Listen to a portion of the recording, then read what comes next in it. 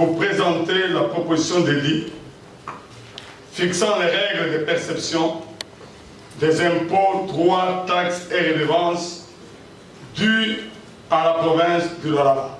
C'est un projet d'édit plein d'espoir qui a été présenté jeudi 8 décembre à l'Assemblée provinciale du Lualaba. Pour son initiateur, l'honorable Jean-Marie Kasseya, la proposition d'édit fixant les règles de perception des impôts, droits, taxes et redevances dus à la province du Lualaba doit avoir comme soubassement l'ordonnance loi de 2018 relative aux finances publiques après l'abrogation de celle de 2013. Pour matérialiser l'option politique de la distinction des finances du pouvoir central et celle de province, le législateur a voté la loi relative aux finances publiques ainsi que celle portant ratification de l'ordonnance loi numéro 18/004 du 13 mars 2018 fixant la nomenclature des impôts, droits, taxes et redevances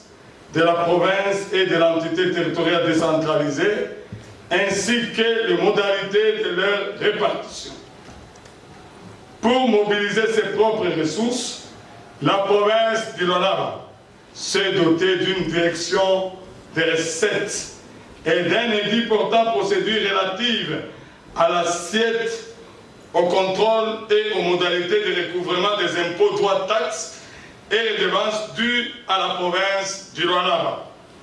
Élaboré dans le contexte de l'ordonnance loi numéro 13/001 du 23 février 2013 fixant la nomenclature des impôts, droits, taxes et redevances de provinces et des entités territoriales décentralisées, ainsi que leurs modalités de répartition.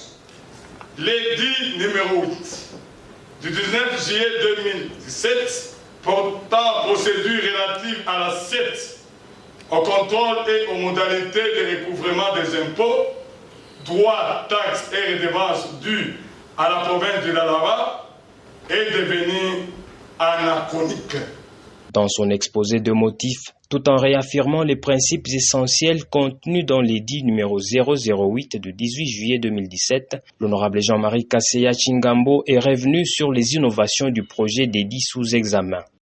Premièrement, possibilité de la dématérialisation, notamment des procédures de déclaration en tenant compte de l'évolution du numérique, prestation du serment par le receveur des recettes fiscales en qualité de comptable public, assignataire des recettes, et les inspecteurs de la DERLU avant d'entrer en fonction.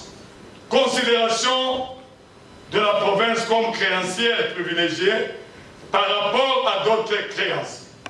Intégration du droit d'enquête amené par les inspecteurs, reconnaissance du droit de visite et saisie en faveur des agents de la direction des recettes du Lualaba, intégration des dispositions relatives à la détermination de l'assiette fiscale, intégration des obligations des agents taxateurs par rapport à la constatation et à la liquidation des droits.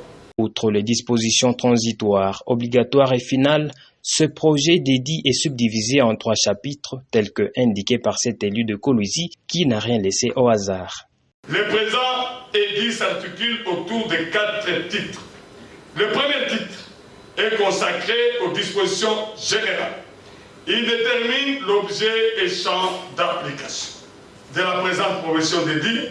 Il définit par ailleurs quelques concepts clés et effleure en liminaire la compétence de la direction des recettes du Lualaba.